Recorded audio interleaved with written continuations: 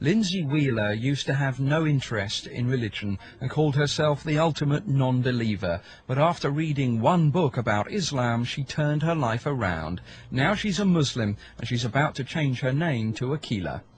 I kind of talk about myself as if I'm two different people, and back then I was very different to how I am now, but I can still relate to the person I was then. I haven't completely forgotten who I was.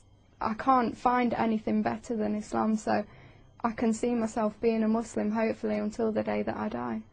Now, Lindsay doesn't need a piece of paper to prove that she's a Muslim, but if you convert with the help of the people here at the New Muslims Project in Leicester, you will get a certificate for your new faith, along with helpful hints on what it really means, practical advice for your life. So here, for example, they run residential courses to teach you Arabic and to give you help to get through things like Ramadan, no food from dawn till dusk. From this base, they send information worldwide. The project's run by Batul Al-Toma. She was raised a Catholic and converted to Islam in the 1970s. Back then, such a move was rare, but in recent years, she's seen a much higher level of interest in Islam. I think that people are being introduced to it and are much more curious and wish to sort of... Converting to Islam. The 100,000 converts now is up from an estimated 60,000 10 years ago. The majority are women with an average age on conversion of 27. The BBC Asian Network reporter Catherine Nye has details of the report, which comes from the British charity Faith Matters. Aisha Udine used to be called Laura Lee.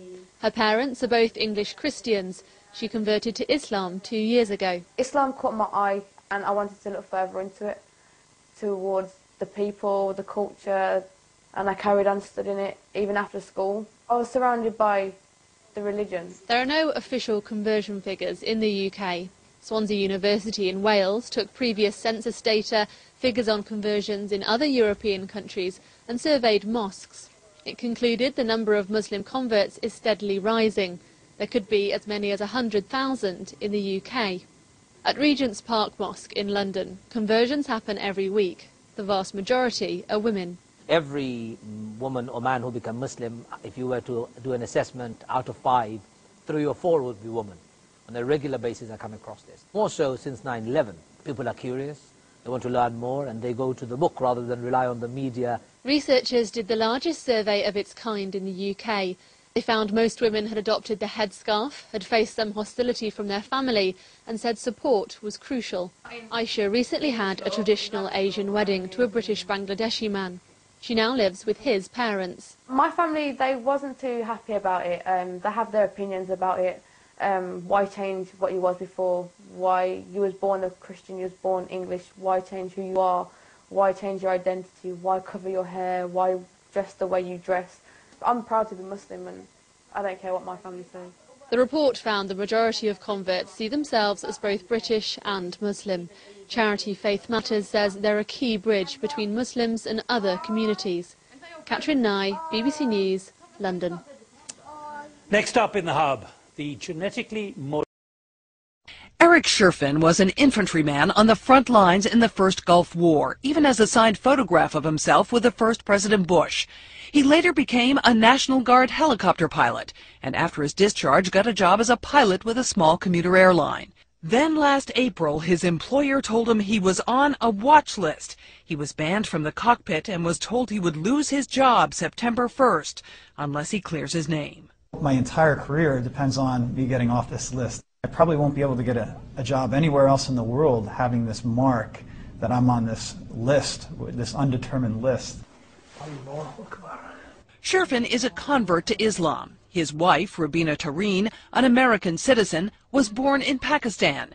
She sells Islamic books and DVDs. It's mainstream, it's a very moderate kind of perspective on Islam. They have both been delayed at airports and borders, told by security personnel they are on a list. Are you guys terrorists? No. No. Do you associate with people who are terrorists? No. Do you give money to any organization which might have terrorist links? Not at all. Why do you believe you may be on a list? At this time we do not know. That's the problem. Maybe because I'm a Muslim and because of my ethnicity. They have tried to find out. In May, they wrote to the Department of Homeland Security. In June, to the Transportation Security Administration Traveler Redress Program.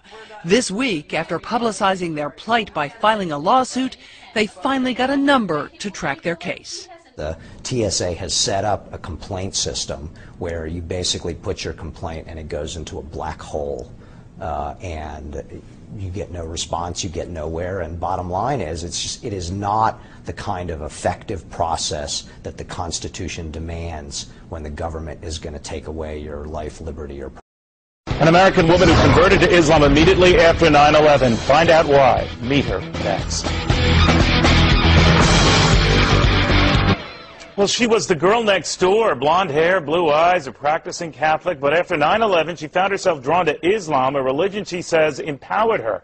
What does she think of radical Islam and the folks who want to kill us? Angela Collins is the director and principal of the Al-Rida Academy. It's a school for Muslim children in Southern California. Thank you for joining us.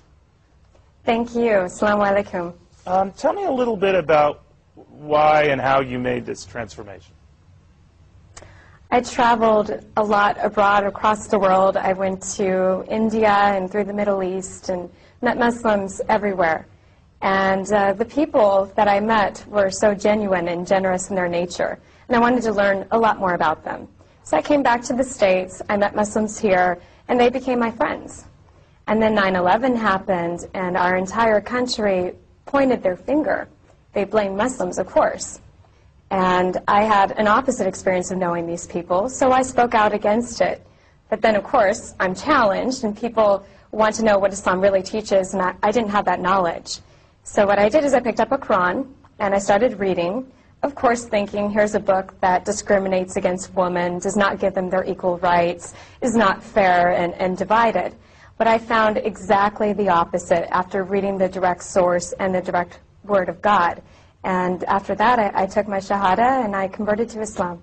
Do you think, Angela, that the fact we don't hear more protests from, let's say, normal, caring Muslims such as yourself and from the Muslim community itself about some of the outrageous comments from the more, I don't know, Islamo-fascist side of the aisle, that rightly gives Americans pause?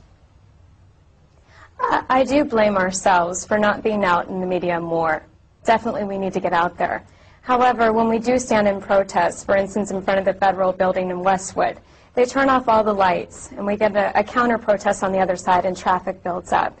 Also, a lot of people immigrated from other countries. They have fear that something could happen to their status here, so it's more difficult for them to come out.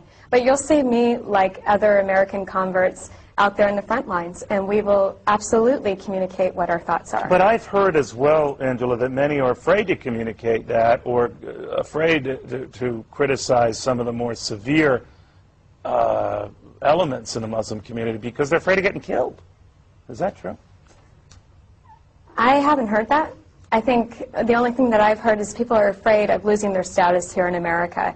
As for death, no. Although I've had my own experience where I was standing out there in a protest and a lady came out of her car, she jumped in front of my face and she pushed me. Of course, I didn't push her back, and she was older. She was maybe in her 50s, and she was Israeli and very upset.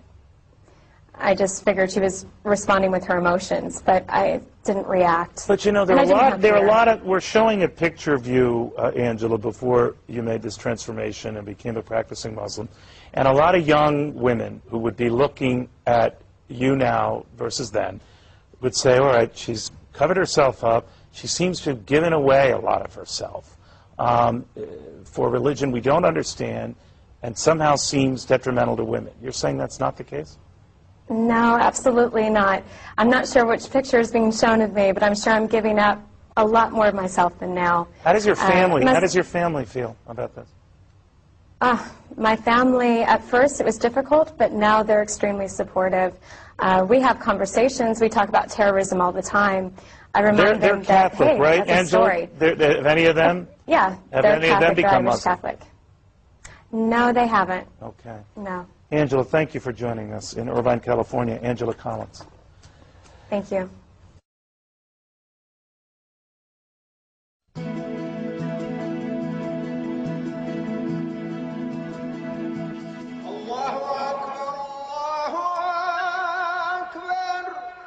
For 1,400 years, it has been a holy pilgrimage to a sacred site.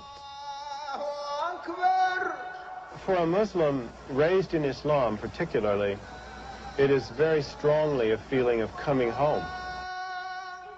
A site you are forbidden to enter unless you are Muslim. And if you are a Muslim, it is a sacred duty, an act of faith. There's a sense of return, which really involves the human heart when you come to Mecca. Tonight, the Hajj, one American's pilgrimage to Mecca.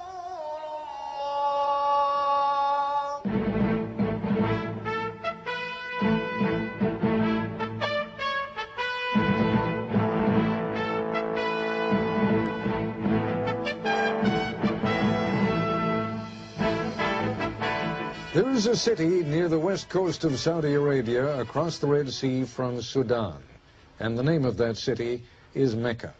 5 times every day, no matter where in the world they are, devout Muslims face in the direction of Mecca to say their prayers. More than 5 million of those Muslims live among us here in the United States. More American Muslims than Jews.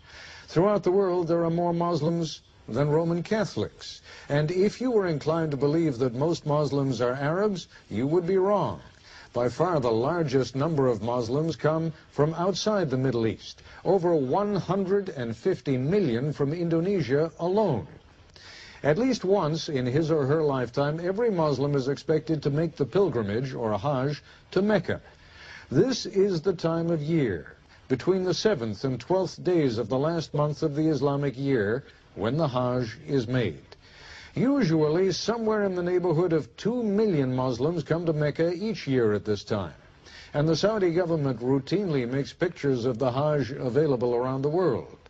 But for an American reporter to have access to Mecca and the Hajj, he would need to be a Muslim. Which is why we turn to Michael Wolf to take us where no non-Muslim has ever been. Islam means acknowledging the oneness of God, surrendering to it, cooperating with the way things are. I am a Muslim. I revere the same God as my Christian mother and my Jewish father. Allah is simply the Arabic word for the God of Abraham, Moses, and Jesus. I find the absence of priests and rabbis attractive. Being a Muslim, God is as near as the veins in my neck.